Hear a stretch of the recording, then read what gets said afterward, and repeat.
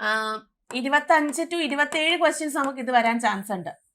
ഈ ഒരു ഏരിയയിൽ നിന്ന് വരാം. ബാക്കിയുള്ളതേ നമുക്ക് അരിത്തമെറ്റിക് സെഷനിൽ നിന്ന് വരുള്ളൂ. അതായത് ഹായ് ഓൾ, നവംബർ ഡിസംബർ മാസങ്ങളിൽ വരാനിരിക്കുന്ന IBPS RRB PO എക്സാമിനെ പറ്റിയിട്ടാണ് ഞാൻ പറയാൻ പോകുന്നത്. അതിൻ്റെ ഫുൾ ഡീറ്റെയിൽസ് ആണ് ഞാനിവിടെ പറയാൻ പോകുന്നത്. അപ്പം നമ്മുടെ IBPS RRB PO, അതായത് കേരള ഗ്രാമീൺ ബാങ്കുകളിലേക്കുള്ള പ്രൊബേഷണറി ഓഫീസർ പോസ്റ്റിലേക്കുള്ള ഡീറ്റെയിൽസ് ആണ്.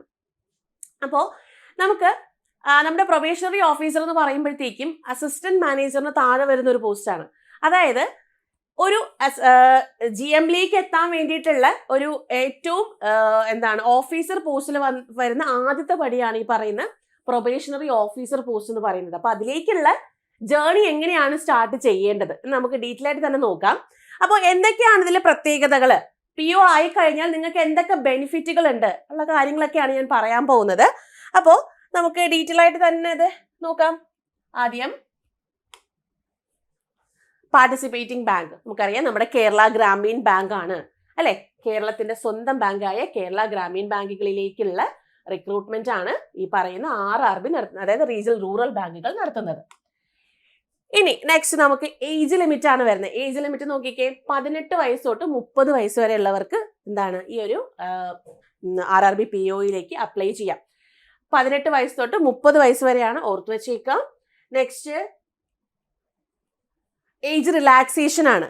ഏജ് റിലാക്സേഷൻ എന്ന് പറയുമ്പം നമ്മുടെ കാറ്റഗറീസിനൊക്കെ ഇത്ര വർഷത്തെ റിലാക്സേഷൻ വരുന്നുണ്ട്. അപ്പം ഞാൻ പറഞ്ഞു 18 വയസ്സ് തൊട്ട് 30 വയസ്സ് വരെ ഉള്ളവർക്ക് ആപ്ലിക്കേഷൻ കൊടുക്കുക. അതിൽ SC/STക്ക് ആണെങ്കിൽ 5 വർഷത്തെ റിലാക്സേഷൻ ഉണ്ട്, അതായത് 35 വയസ്സ് വരെ ആപ്ലിക്കേഷൻ കൊടുക്കുക.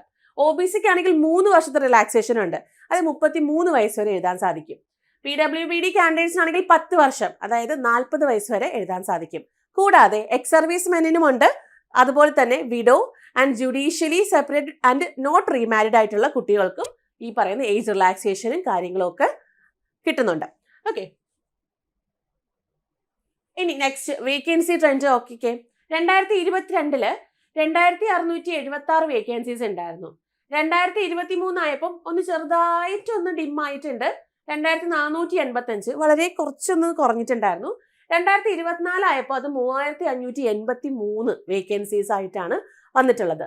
അപ്പോൾ നമ്മൾ ഈ ഒരു ഇപ്പോൾ വന്നിട്ടുള്ള നോട്ടിഫിക്കേഷൻസ് ഒക്കെ പ്രകാരം ഇപ്പോൾ IBPS ക്ലർക്ക് ആയിരുന്നാലും IBPS POയുടെ ഒക്കെ നോട്ടിഫിക്കേഷൻ ഒക്കെ നോക്കുകയാണെന്നുണ്ടെങ്കിൽ, ഇനി വരാനിരിക്കുന്ന SBI ക്ലർക്കിൻ്റെ ആയിരുന്നാലും ഒക്കെ നോക്കുകയാണെന്നുണ്ടെങ്കിൽ ഇപ്പോൾ നല്ല രീതിയിലുള്ള വേക്കൻസി ഇൻക്രിമെന്റ് വരുന്നുണ്ട്. അത് നമ്മുടെ RRBക്കും ബാധിക്കാനുള്ള സാധ്യത ഏറെയാണ്. അപ്പം അതുകൊണ്ട് നമുക്ക് ഇപ്രാവശ്യം നമ്മുടെ വേക്കൻസി കൂടാനുള്ള സാധ്യത ഏറെയാണ്.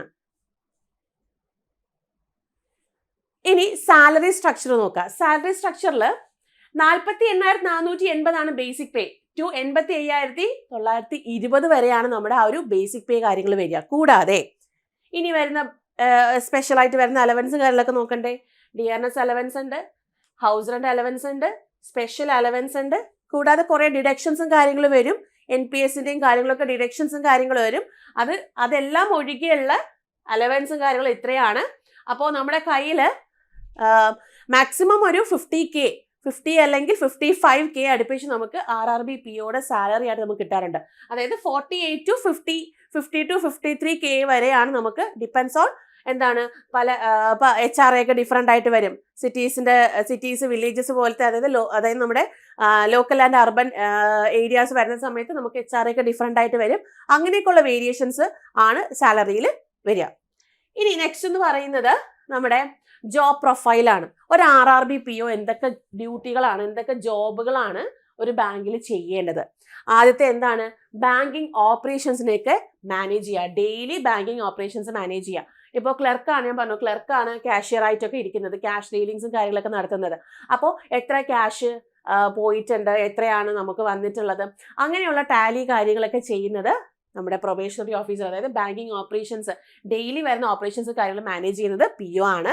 പിന്നെ ലോൺ ഡിസ്ബേഴ്സ്മെന്റ് ചെയ്യുന്നത് PO ആണ്. നമ്മളൊരു ബാങ്കിൽ ചെന്ന് കഴിഞ്ഞാൽ നമുക്ക് ലോൺ വേണം എന്നുണ്ടെങ്കിൽ നമ്മൾ ആദ്യം പോയി സമീപിക്കുന്നത് ഒന്നുകിൽ അസിസ്റ്റന്റ് മാനേജർ അല്ലെങ്കിൽ പ്രൊബേഷണറി ഓഫീസറിനെ ആയിരിക്കും. അപ്പം ലോൺ നമുക്ക് തരുമോ അല്ലെങ്കിൽ നമുക്ക് അതിന് എലിജിബിൾ ആണോ എന്നൊക്കെ ഉള്ളത് ചെയ്യുന്നതും ലോൺ ഡിസ്ബേഴ്സ് ചെയ്യുന്നതും ഒക്കെ പ്രൊബേഷണറി ഓഫീസറാണ് ചെയ്യുന്നത്. കൂടാതെ ക്രെഡിറ്റ് പോർട്ട്ഫോളിയോ മാനേജ്മെന്റും എന്താണ് PO ചെയ്യുന്നുണ്ട്.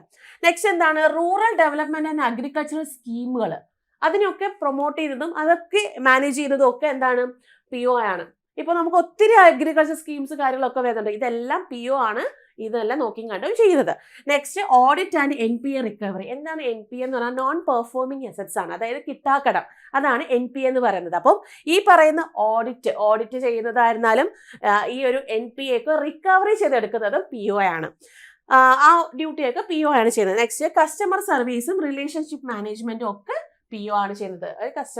അതായത് കസ്റ്റമേഴ്സുമായിട്ടുള്ള റിലേഷൻഷിപ്പ് മാനേജ് ചെയ്ത് കൊണ്ടുപോകുന്നത് ഈ പറയുന്ന PO ആണ്. നെക്സ്റ്റ് സ്റ്റാഫ് സൂപ്പർവിഷൻ ചെയ്യുന്നത് PO ആണ്.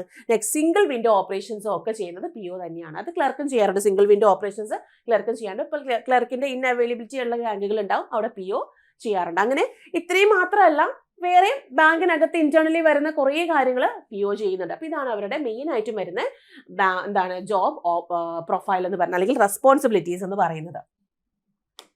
Next career പാത്താണ്.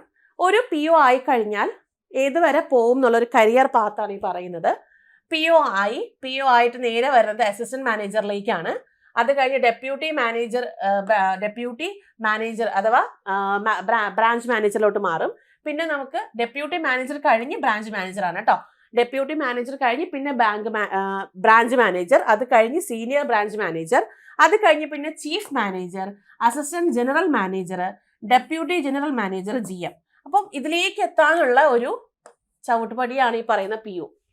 അതായത് PO ആയി കഴിഞ്ഞാൽ ഇത്ര വർഷത്തിനുള്ളിൽ വെച്ച് ഒരു 2 to 3 yearsനുള്ളിൽ വെച്ചിട്ട് അസിസ്റ്റന്റ് മാനേജർ, പിന്നെ എക്സാം ഒക്കെ എഴുതുകയാണ്, CAIIB അതുപോലെ JIB ഒക്കെ എക്സാം എഴുതുകയാണെന്നുണ്ടെങ്കിൽ നമുക്ക് ആ പ്രൊമോഷൻ അത്രയും ഇത് വരത്തില്ല. ഡിപ്പാർട്ട്മെന്റ് ടെസ്റ്റ് എഴുതി വേണമെങ്കിൽ നമുക്ക് കയറി വരാം.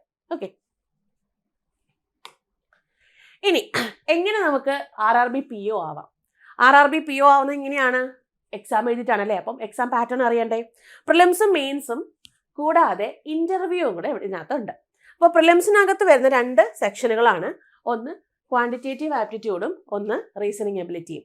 ക്വാണ്ടിറ്റേറ്റീവ് ആപ്റ്റിറ്റ്യൂഡ് ആണെങ്കിൽ 40 ക്വസ്റ്റ്യൻസ് 20 മിനിറ്റും, റീസണിങ് എബിലിറ്റി ആണെങ്കിൽ 40 ക്വസ്റ്റ്യൻ 25 മിനിറ്റും. അങ്ങനെ ടോട്ടൽ 80 ക്വസ്റ്റ്യൻസ് 45 മിനിറ്റ് ആണ് ഇവിടെ പ്രിലിംസ് നിങ്ങൾ അറ്റൻഡ് ചെയ്യേണ്ടത്. ഇവിടെ ഇംഗ്ലീഷ് ഇല്ല. ഇനി അടുത്ത മെയിൻസ് വരുന്ന സമയത്ത് 4 സെക്ഷൻസ് ആണ്, 5 സെക്ഷൻസ് ആണ് വരുന്നത്. ആദ്യം ക്വാണ്ടിറ്റേറ്റീവ് ആപ്റ്റിറ്റ്യൂഡ് ആണ്. Quantitative aptitude 40 question 30 minute, reasoning ability 40 question 30 minute, അടുത്ത English language 40 question 30 minute, next general അവയർനെസ്സും അതുപോലെ കമ്പ്യൂട്ടർ അവയർനെസ്സും ഈച്ച് ഓരോന്നും 40 ക്വസ്റ്റ്യൻ 15 മിനിറ്റ് വീതം വെച്ചിട്ടാണ്. അങ്ങനെ ടോട്ടൽ 200 ക്വസ്റ്റ്യൻസ് ആണ് നമ്മൾ ഇവിടെ ആൻസർ ചെയ്യേണ്ടത്. ഓക്കെ, അപ്പോൾ ഇത്രയും കാര്യങ്ങളാണ് നമ്മുടെ മെയിൻസിനകത്ത് വരിക. മെയിൻസ് പാസ്സായി കഴിഞ്ഞാൽ നേരെ നമ്മൾ ഇന്റർവ്യൂവിലോട്ട് പോവുകയാണ്. അപ്പോൾ ഇന്റർവ്യൂ അവിടെ പാസ്സാവുകയാണ്. ഇന്റർവ്യൂ ഒരു ക്വാളിഫൈങ് നേച്ചർ ഉള്ളതാണ്, മിനിമം ഇത്ര മാർക്ക് വേണമെന്നുണ്ട്. അപ്പോൾ ഇന്റർവ്യൂവിൽ നിങ്ങൾ പാസ്സായി, എന്നിട്ട് നമ്മൾ പോസ്റ്റിംഗിലേക്ക് കയറുന്നില്ല എന്നുണ്ടെങ്കിൽ അവിടെ മെയിൻസിന് കുറച്ച് മാർക്ക് കുറവായി പോയത് കൊണ്ടാവും നമ്മൾ മെയിൻ ലിസ്റ്റിൽ വരാതെ പോകുന്ന കാരണം അങ്ങനെ തന്നെയാണ്. അപ്പം നിങ്ങൾ സ്കോർ ചെയ്യുന്ന സമയത്ത് മെയിൻസിന് ഇപ്പം 80 കട്ട് ഓഫ് എന്ന് വിചാരിച്ചോളൂ. 80 കട്ട് ഓഫ് എങ്കിൽ നിങ്ങളൊരു 90 മാർക്ക് സ്കോർ ചെയ്ത് കഴിഞ്ഞാൽ നമ്മൾ മെയിൻ ലിസ്റ്റിൽ വരും. ഇപ്പോൾ 80 നിങ്ങൾ സ്കോർ ചെയ്തു, 80 കട്ട് ഓഫ് തന്നെ നിങ്ങൾ സ്കോർ ചെയ്തു, നിങ്ങൾക്ക് ഇന്റർവ്യൂ അത്യാവശ്യം നന്നായിട്ട് പെർഫോം ചെയ്യാൻ പറ്റുന്നില്ല എന്നുണ്ടെങ്കിൽ നമ്മൾ കയറാൻ ബുദ്ധിമുട്ടായിരിക്കും. പക്ഷേ 90 മാർക്ക് അല്ലെങ്കിൽ 95 മാർക്ക് നിങ്ങൾ വാങ്ങിച്ചിട്ടുണ്ട് മെയിൻസിന്, ഇന്റർവ്യൂ കുറച്ച് നിങ്ങൾ ബുദ്ധിമുട്ടായി എങ്കിലും കുഴപ്പമില്ല, മെയിൻ ലിസ്റ്റിനകത്ത് കയറിക്കോളും. അപ്പോൾ എപ്പോഴും ഒരു 10-15 മാർക്ക് ഡിഫറൻസിൽ നിങ്ങൾ എന്ത് ചെയ്യുക, മെയിൻസ് എപ്പോഴും മുന്നിട്ട് നിൽക്കാൻ വേണ്ടി നോക്കുക. കറക്റ്റ് കട്ട് ഓഫിൽ നിൽക്കരുത്, കുറച്ചൊരു 10-15 മാർക്ക് മുന്നിട്ട് നിൽക്കുന്ന രീതിയിൽ മെയിൻസ് സ്കോർ ചെയ്തേക്കുക. ഇനി സിലബസ് നോക്കാം. QAയുടെ സിലബസ് വരുമ്പോൾ simplification, approximation, quadratic equation, number series, data interpretation, ഇത്രയും നമ്മുടെ സ്കോറിംഗ് ആയിട്ട് വരുന്ന ഏരിയാസ് ആണ്. അതായത് ഏകദേശം നമുക്ക് പറയുകയാണെങ്കിൽ 40 ക്വസ്റ്റ്യൻസ് ആണ് പ്രിലിംസിൽ. അതിലൊരു 25 to 27 ക്വസ്റ്റ്യൻസ് നമുക്ക് ഇത് വരാൻ ചാൻസ് ഉണ്ട്, ഈ ഒരു ഏരിയയിൽ നിന്ന് വരാം. ബാക്കിയുള്ളതേ നമുക്ക് അരിത്മെറ്റിക് സെഷനിൽ നിന്ന് വരുള്ളൂ. അതായത് ratio, average, percentage, SICI, profit and loss, discount, time and work, time and distance and boards, mensuration, probability, permutation and combination, ഇതൊക്കെ. ഓക്കെ, ഇതൊക്കെയാണ് നമ്മുടെ QAയുടെ സിലബസ് വരിക.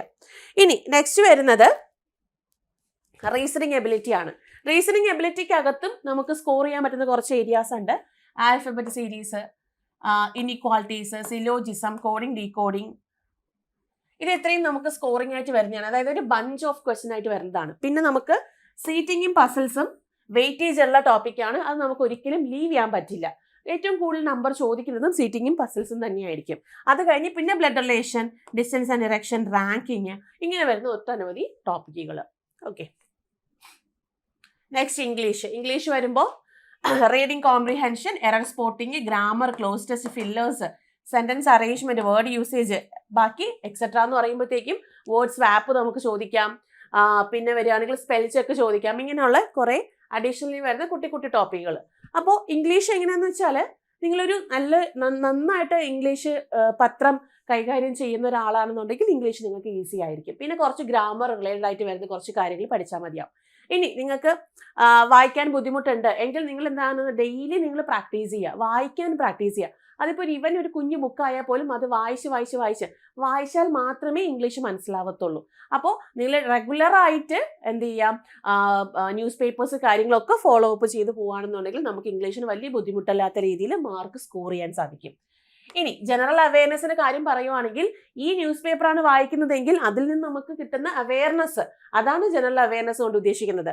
അതിൽ കറണ്ട് അഫെയർ, നാഷണലും ഇന്റർനാഷണൽ ലെവൽ വരുന്ന ഏറ്റവും ഇമ്പോർട്ടൻ്റ് ആയിട്ട് വരുന്ന കറണ്ട് അഫെയർസ്.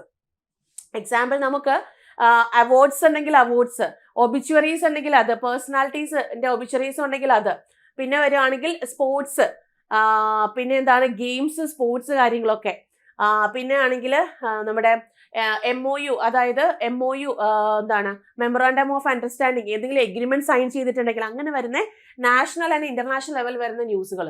സ്റ്റേറ്റ് ലെവൽ നമുക്ക് വളരെ ചുരുക്കമാണ് ചോദിക്കുന്നത്, പക്ഷേ നാഷണൽ ആൻഡ് ഇന്റർനാഷണൽ ലെവൽ വളരെ ഇമ്പോർട്ടൻ്റ് ആണ്. പിന്നെ വരുന്നത് ബാങ്കിങ് റിലേറ്റഡ് ആയിട്ട് വരുന്ന അവയർനെസ്, ഇപ്പോൾ RBI റിലേറ്റഡ് ആയിട്ട് വരുന്ന സർക്കുലേഴ്സ്, മോണിറ്ററി പോളിസീസ്, അങ്ങനെ വരുന്ന കുറേ കാര്യങ്ങൾ, RBI റിലേറ്റഡ് വരുന്ന കാര്യങ്ങളൊക്കെ പഠിച്ചു വെക്കുക.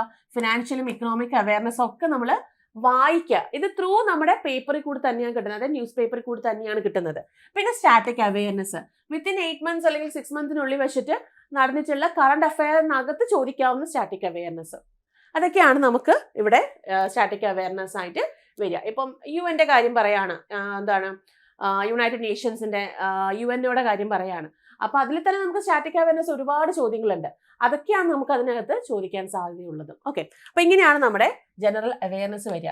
അത് കഴിഞ്ഞ് പിന്നെ വരുന്നത് കമ്പ്യൂട്ടറാണ്. കമ്പ്യൂട്ടർ നമ്മുടെ ബേസിക് ആയിട്ടുള്ളത്, ബേസിക് കമ്പ്യൂട്ടർ എന്താണ്, ജനറേഷൻ എന്താണ്, hardware, software, input output devices, memory, number system, computer language, computer network, internet, network and data security, cyber crimes and cyber security, MS Windows, MS office, computer short cut keys, computer abbreviations, ഇതൊക്കെയാണ് നമുക്ക് കമ്പ്യൂട്ടറിനകത്ത് ചോദിക്കാൻ വരുന്ന ചോദ്യങ്ങൾ.